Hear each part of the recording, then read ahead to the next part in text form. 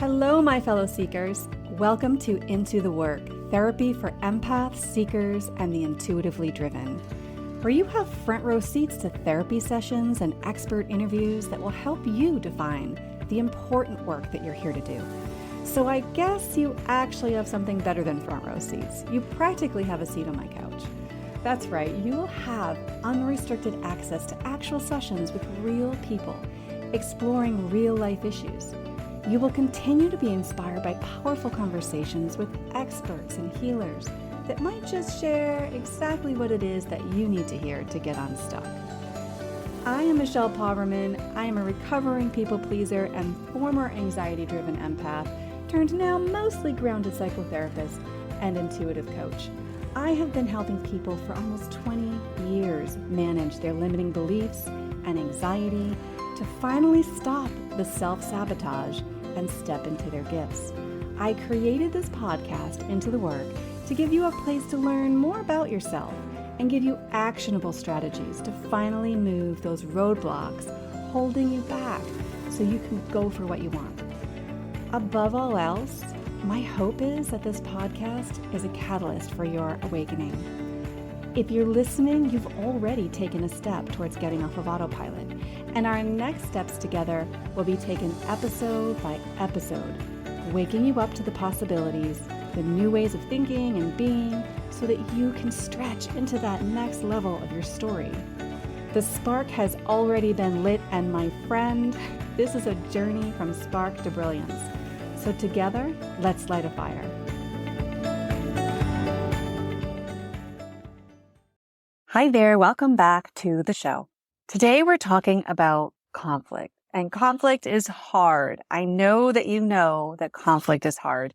Even if you're somebody that is so good at conflict, that you have practiced and worked on this for years, you have really great communication skills, you have figured out how to enter conflict, how to manage conflict, how to get out of conflict. Even you have a hard time sometimes because people are so different and everybody has their own unique stuff and their own unique triggers. And you never know what the minefield you're going to walk on, upon with somebody else. And you really, truly don't know what you're stepping into sometimes with other people.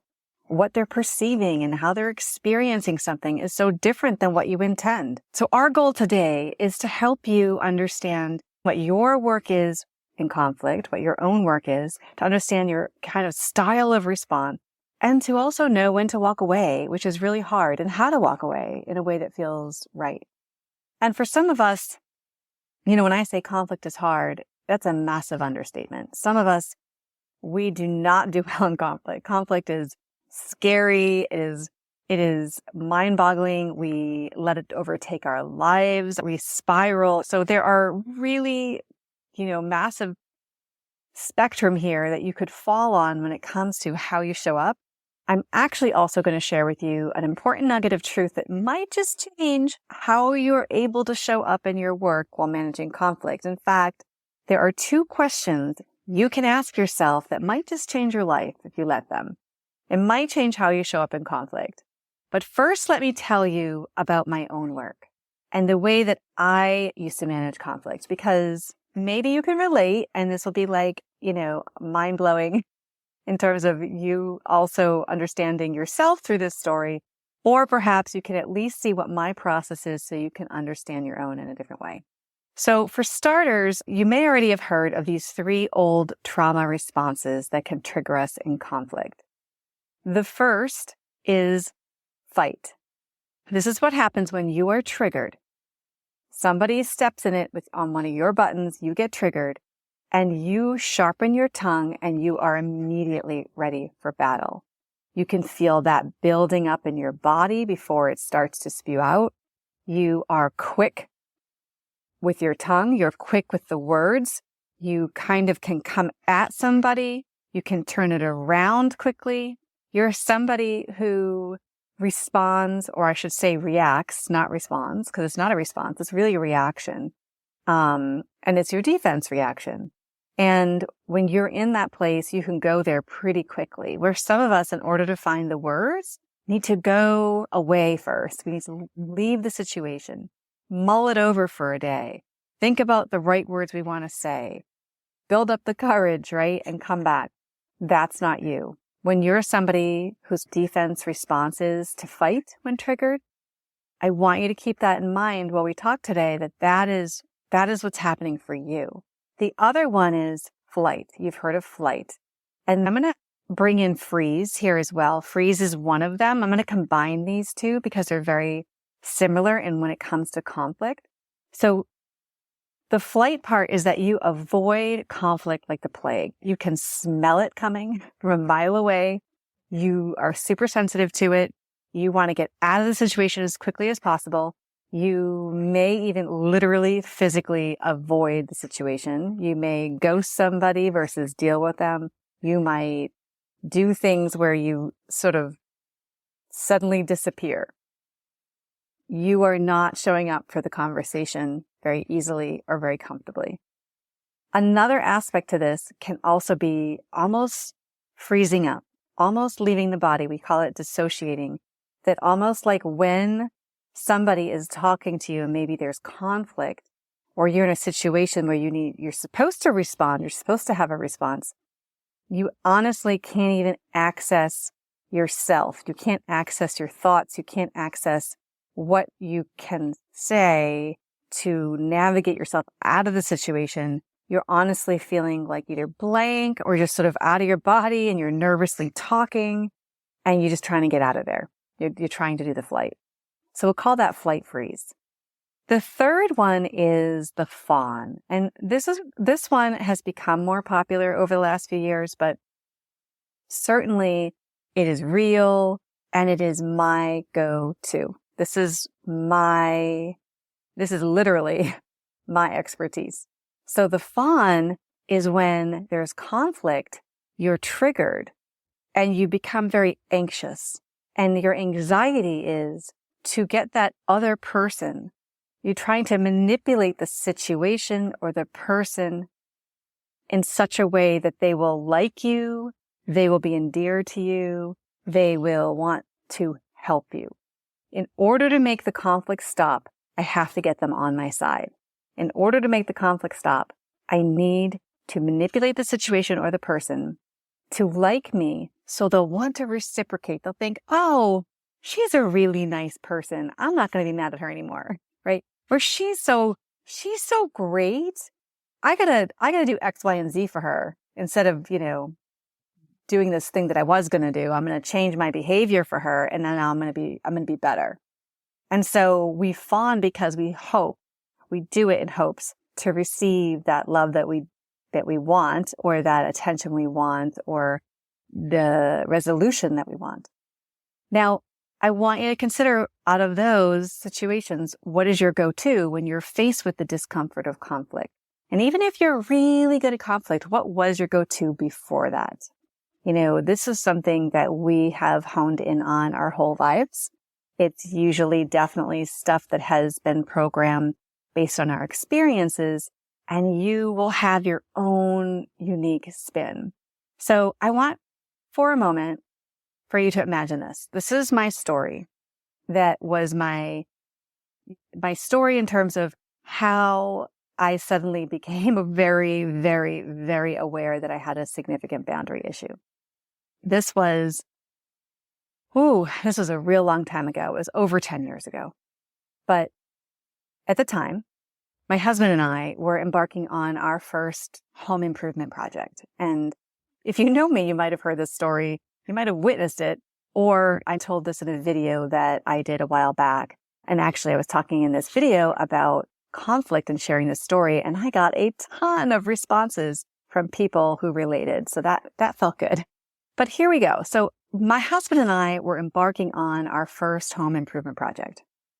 We were in a new house. We were super excited. We'd saved up some money. We were really excited to spend money. And we felt like we were adulting, right? We felt like we were just doing this amazing, wonderful thing for ourselves. So we were dropping some cash in our landscaping for our front yard. And it's like the heavens were singing. I mean, it was like angels were coming out. We felt like this was something we've been wanting to do for so long. And we were just really excited to have this home and be able to do this. So anyway, we hired the first guy who really wowed us. A couple guys came in, and this guy, he had mile-long plans, a very slick salesmanship. And I believe quickly, as we signed the dotted line, is when the gods begin to laugh at us. I don't know why, because I know that even then, at that time, I was a very intuitive person. And I think my anxiety to please this person was larger than my anxiety that he was the wrong person, right? I couldn't even see that. This guy had a way of making you want to be liked by him, right? He made it almost so that you felt like you were special for getting it, right? So we hired him.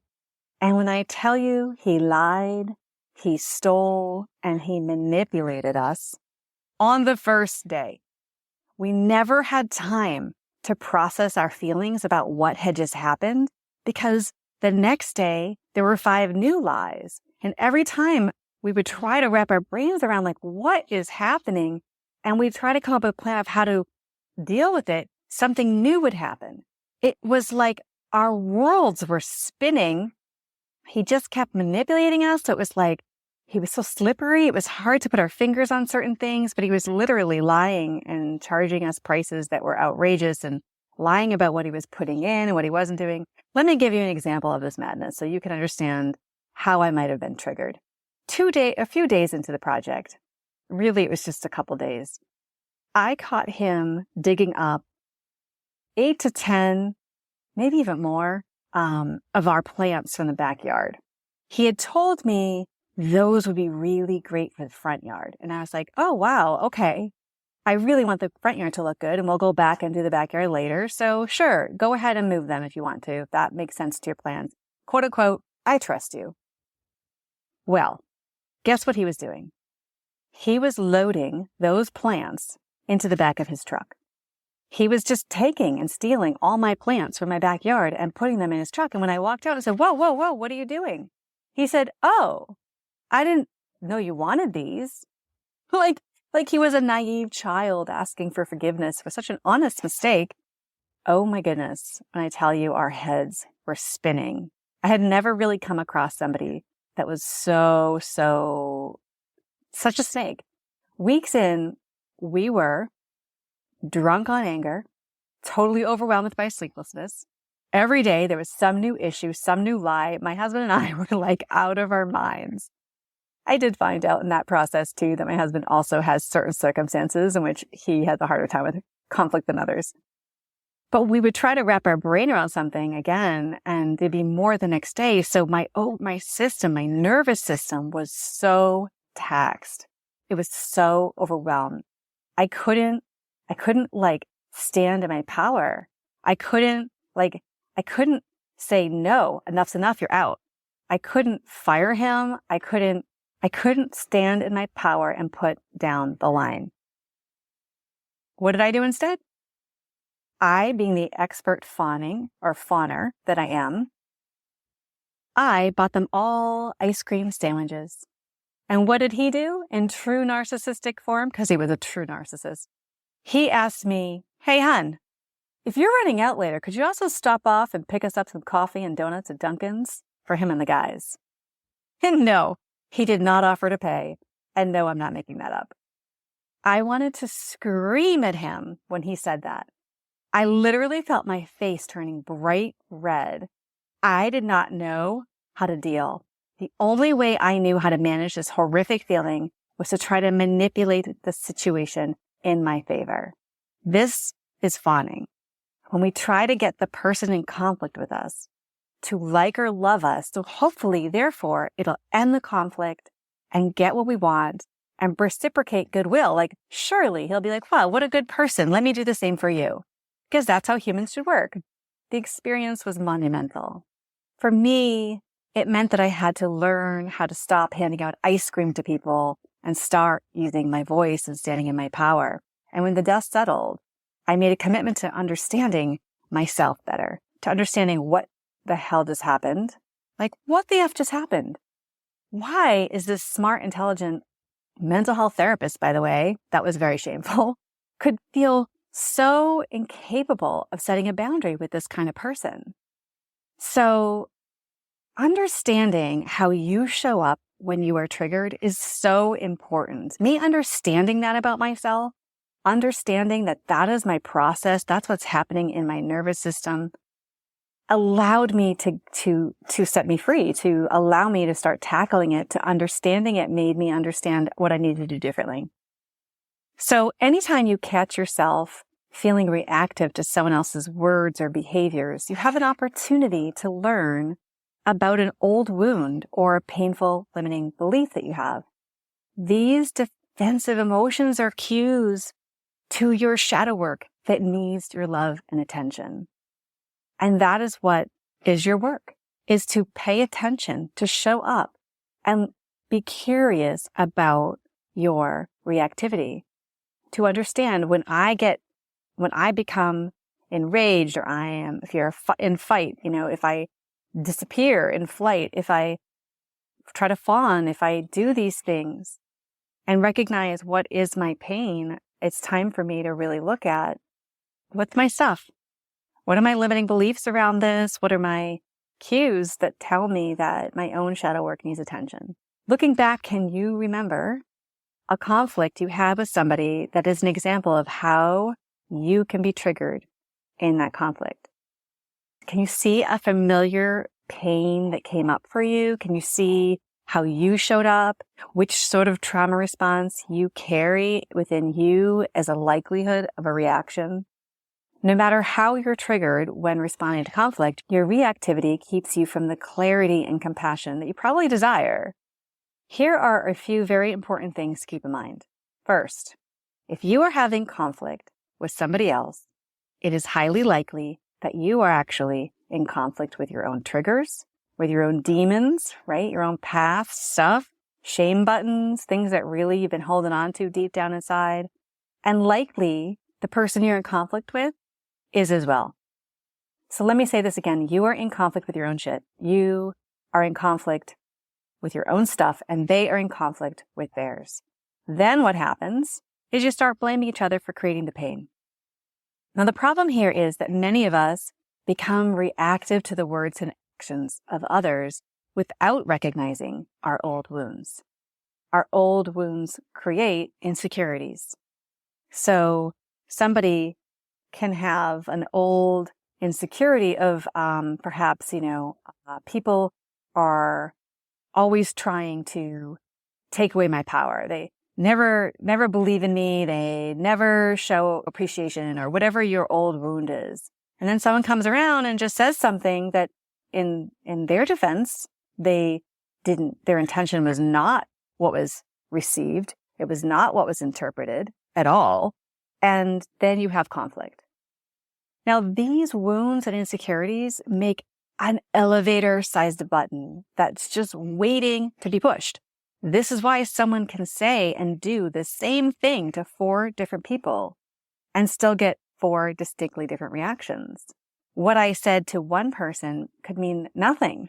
And what I said to the person who has a button of feeling insecure around, being seen or feeling powerless, or that people are going to always try to take advantage of them, their response is going to be the deciding factor as to whether or not there's conflict.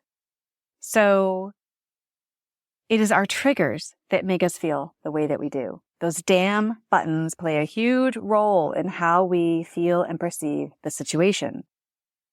So secondly, and I say this with love, it is your job to manage your buttons. This means it's your job to be aware of your own minefield of insecurities and your assigned rules to other people that keep you comfortable.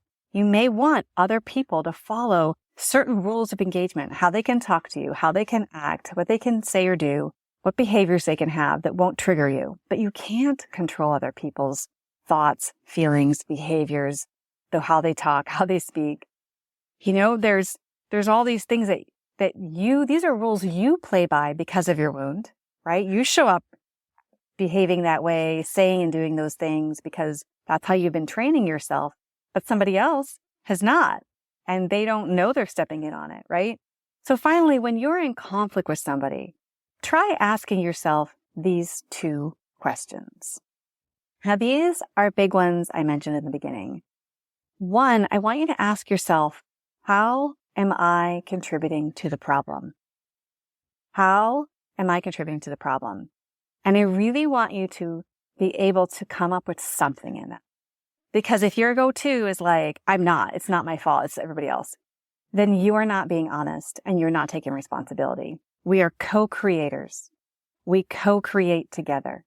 And even if you're that person who had no intention of doing harm, you probably have your own buttons being pushed when that person is expressing being mad at you. So then you can own your own buttons being pushed and what they are and what that's about for you. And owning that is a step in the process. And the second question, so the first one is, how am I contributing to the problem? The second question I want you to ask yourself is, how am I creating more pain for myself? This one is the zinger. This is where we really can take ownership. We create so much pain around stuff that's happening in our lives, and then it becomes one big ball of pain, and we don't realize that we're part of the problem. We don't realize that, yes, this person said this, you felt triggered, it was upsetting, you tried to deal with it, it didn't go well, and you walked away. And that in itself was the conflict. And now, what you do with that, how you react to it up in your head, are you spinning around in resentment? Are you rehearsing? And rehearsing, by the way, is a way that we try to control people. We try to rehearse and come up with how we're going to say it and do it so that we get the outcome we want. And I think you know this, but I'm going to say it. People are literally the one thing that you cannot control. It is the one thing you cannot change in this life. And so paying attention to how much energy you're putting into this thing when you're actually doing absolutely nothing to solve it with the person. There's nothing happening with the person. That is how we create more pain for ourselves. Seems simple, right? But I would argue that they are actually quite complex, but they're game-changing if you can sit with that and ask it. Instead of asking these questions, we usually go full bore into the story in our heads of how we've been wrong. And of course, the story is steeped in our insecurities because it taps into all those old wounds and fuels our painful self-beliefs. And in the end, what we're left with is resentment, living out the same story in our heads over and over and over again. You know you've been there, right? So maybe we dig our heels in and defend ourselves, that fight, right? Maybe we bury our thoughts and our stuff and stuff our feelings. That's the flight, right? We try to just avoid. Maybe we buy everyone ice cream, right? What's not up for debate is that none of these responses are actually healthy. They hurt us individually and they'll never heal the relationship. Not really. Those are our defenses, and it's okay that you have them. We all have them. I want you to meet your defenses with a ton of compassion and radical love and acceptance. That is the most important thing. But what if you could look at this person and have clarity to know they are not malicious? Maybe you could have the clarity to say, I really don't think they're out to hurt me. I don't think they're trying to. I don't think their intention is to be as mean as possible, right? What if you view them as triggered themselves? Most of the time, this is likely the case. Of course, if people in your life tend to be malicious and get off on causing you pain, well, I'm going to say it to you. It's time to cancel those relationships and hold your boundaries. But otherwise, it's perhaps time to get to know yourself and know your buttons a little better, really understand what they are. Only then can you feel more empowered to take responsibility for the role you have in creating more pain here. If you are in pain, you are likely playing a role in creating this pain. And that, believe it or not, actually feels good. It's actually a relief because it allows you to hold power. It allows you to say there is something I have control of here, and it's me. I have control of me. I have control of how I process this, how I experience this, what I create in this, really. But I do want to highlight that sometimes it's time to cut the cord and walk away. So let's talk about that for a sec. If you are with somebody, in relationship with somebody, who is chronically blaming you, making you the villain, frequently flipping everything around where they're often, maybe always, a victim, and you are the bad guy, and those are the prescribed roles that you get, and it's happening on repeat, it's time to put your time and energy somewhere else. You get to choose who's in your life. You get to choose how your life feels. It is not your job to stick around to get them to change, because again, people are literally the thing in your life you cannot change. You may also notice when people are resistant to resolution. And many times people like this are. There is an attachment for them to be the victim. It is how they're working something out. It is how they are coping. Is that if I'm the victim, I'll find the power that I'm looking for, right? By assigning blame to everybody else, they are trying so desperately to establish some sense of power. And I know that sounds a little backwards because they're playing the victim, but it is the brain's way, their nervous system, their personality, how they've learned to manage things. Maybe they witness in a parent this very behavior, because being a victim is a false sense of power. And when people are in this state, they are likely resistant to resolution because therefore they'd have to lose this false sense of power. And they are attached to it in ways that are unconscious. So if they don't even have self-awareness that this is happening, you might notice like you apologize for your own part, but they don't seem to own anything and they can't let it go. And chronically, this is a problem. You might be literally in the most beautiful apology you've ever constructed in your entire life, and you are just being the most neutral, beautiful person you could possibly be. You're holding a ton of compassion for them because you see what's happening. You see them spinning out in their own stuff. You have all this emotional intelligence, and you literally can hold that for them. And you say, okay, and then you think you're done, and they're like, but you did this, and they can't let it go. They just can't let it go. Chronically, this is a problem and will have you chasing resolution in hopes that they will someday see the light, that they'll own their part, that they'll take responsibility. But once something has been chronic in nature, you are witnessing someone who is living in a very well-developed story of victimhood. And unfortunately, you can't change that. That's their work. In last week's episode, my guest highlighted something she had learned. And I loved it. So I'm going to bring it in here again. And that is that love as an acronym can be let others voluntarily evolve. In love, we learn to accept others where they're at and love them without that love being invested in changing them, right? We can let others voluntarily evolve. This is so big. Oh my gosh, this resonated with me so much. I mean, I think about it with your kids, with your significant others, with your friends, family members. I mean, it's powerful to hear. I believe we can walk away from a relationship that is hurting us and still have love for the person. By walking away, I am letting them voluntarily evolve. Whether they do evolve or they do not, it's up to them. But I won't stay in a situation that hurts me. In the beginning, walking away can be super messy, full of all kinds of hurt and all kinds of emotions, and you just have to be compassionate with yourself. But I can hold space for both my love for that person and hope that they find peace and hope that they can be better and they can be well, and honestly welcome them back if that is the case someday with astonishment. That would be beautiful.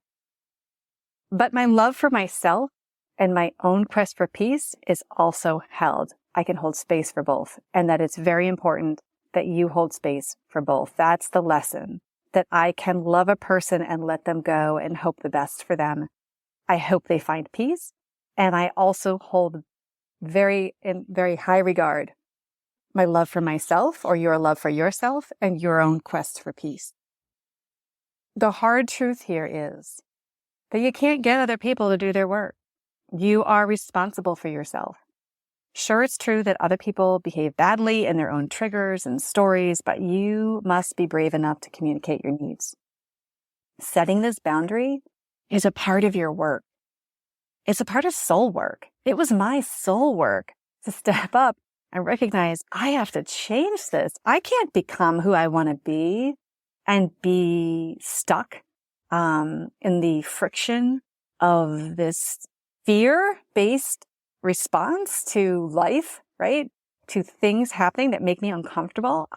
How could I ever go where I want to go and do that? So I really have to hold space for that. And so do you. Setting this boundary is part of your soul work. Learning about what is your programmed response at this point of your life and becoming free from it as best as you can. It takes a while. But being curious and owning what is your responsibility. This word responsibility is literally the keys to the kingdom. There is no spiritual path without deep, humbling responsibility. And as Don Miguel Ruiz says, each one of us is walking around in our own dream state. And our dream states collide, and we don't know what's going on in that person's dream state. And my dream state's differently, and we just have to sort through it. Now, remember these two questions again. How am I contributing to the problem? And how am I possibly creating more pain for myself in this situation? How am I co-creating? What am I creating? Perhaps by taking radical responsibility for your own pain making, you just may wake someone else up from their own dream and teach them something beautiful. You know, sometimes even role modeling this stuff can have a big impact on somebody. However, I want to highlight when it's time to cut the cord. That doesn't mean that you stick around to be treated poorly or to allow things that make you really hurt and uncomfortable. We can't have casual conversations with people who owe us an apology. That is something that is not good for us. That is self-abandonment. So we can't do that anymore if that's something that you've done before. It's definitely something I did before. And so I just want to empower you to be your best self, to love yourself, to accept yourself, to walk through this conflict world with as much bravery as you can. And recognize that whatever you're dealing with, someone else is dealing with something else. Probably equally is difficult. And we need to try to have as much compassion for other people as we can for ourselves. It has to be both ways. So I hope this was helpful. I'm going to sign off as your ice cream lady in recovery. And I hope you enjoyed the episode, and I will look forward to talking to you next week. Bye for now.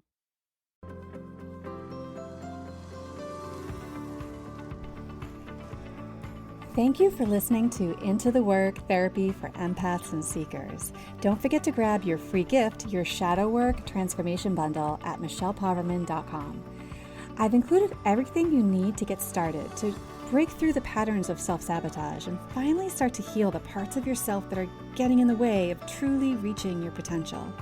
From a powerful meditation designed to help you meet and embrace your shadow self, to the guide that's full of curated prompts and important questions to support you on this journey. This really can be the work for you to unmask the root cause of all the issues you've been experiencing, honestly, and start to feel free to believe in yourself and go for what you want. The link for this free bundle is in the show notes. And if you like this episode, I would be so grateful if you could take a moment and rate, click and follow, and leave a review. Of course, you can always follow me on socials at Michelle Poverman. And keep in mind, as you embark on your journey from spark to brilliance, remember, the universe is always conspiring in favor of your awakening. Everything that's happening is in support of you lighting your own fire within. So until we meet again, may your path be well lit and your heart be guided. Shine bright, seekers. Until next time.